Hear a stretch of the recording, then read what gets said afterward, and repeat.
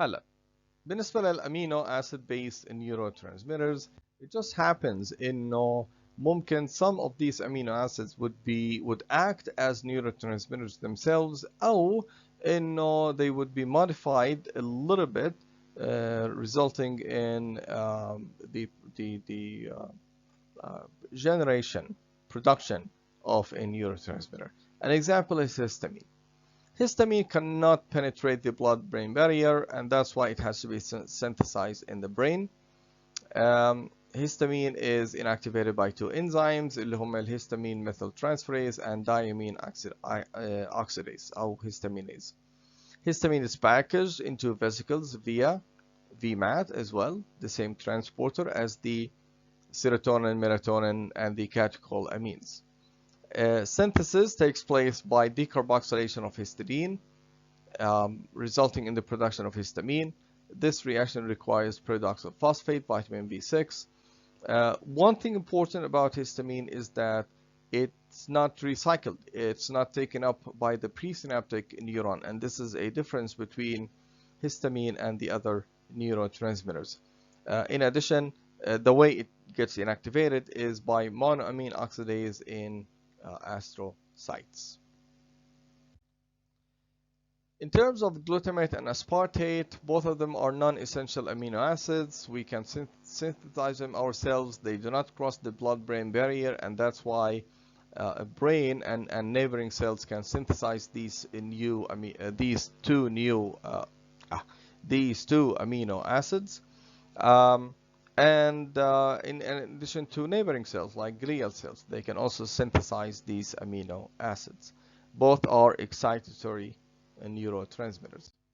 هلا in terms of synthesis of glutamate, عندنا three mechanisms أو three pathways. The first pathway اللي هي عن طريق الجلايكوليسيس. Glycolysis, Krebs cycle, بيصير عندنا alpha ketoglutarate اللي بيصير له transamination reaction, بنحط له amino group فبتحول إلى glutamate. So that's the first mechanism. The second mechanism is via deamination of glutamine. فباسically احنا بنشيل الامينو جروب من الجلوتامين بتحول إلى glutamate. And the third is transamination of aspartate involving برضو alpha ketoglutarate, resulting in the production of glutamate.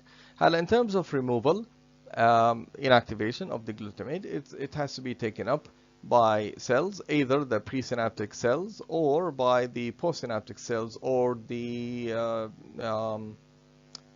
by glial cells as well.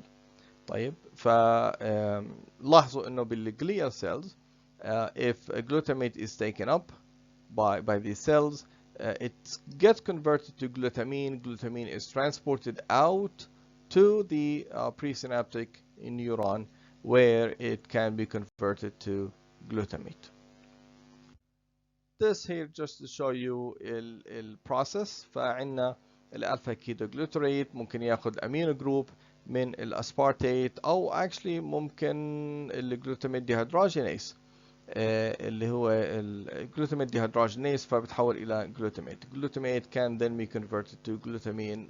And this is the cycle that you learned before in the metabolism course. So, in terms of aspartate, في controversy إنه هل الأسبارتيت neurotransmitter ولا لا. لكن what all we need to know about it is that it gets synthesized from oxaloacetate by transamination reaction. So, involving alpha ketoglutarate and glutamate as well, and aspartate transaminase. In terms of glycine, it is an inhibitory neurotransmitter. In contrast to glutamate and aspartate, it is synthesized from serine by serine hydroxymethyltransferase وعن طريق ال 3 phosphoglycerate اللي هو intermediate بالglycolytic pathway. فاحنا عندنا جلوكوز ل 3 phosphoglycerate لسيرين ومن سيرين إلى glycine. And it gets inactivated or termination of signal by high affinity transporter, either by the presynaptic neuron or neighboring cells as well. GABA is the abbreviation for gamma aminobutyric acid. It is present in high concentrations in certain brain regions. Concentrations can be 1,000 times higher than concentrations of classical monoamine neurotransmitters. And there is something known as the GABA shunt, a metabolic pathway to conserve the supply of GABA. So the way it is synthesized, either by glutamine لglutamate وبعدين glutamate to GABA by glutamate decarboxylase. So this pathway shows the decarboxylation of GABA, decarboxylation of glutamate to synthesize GABA.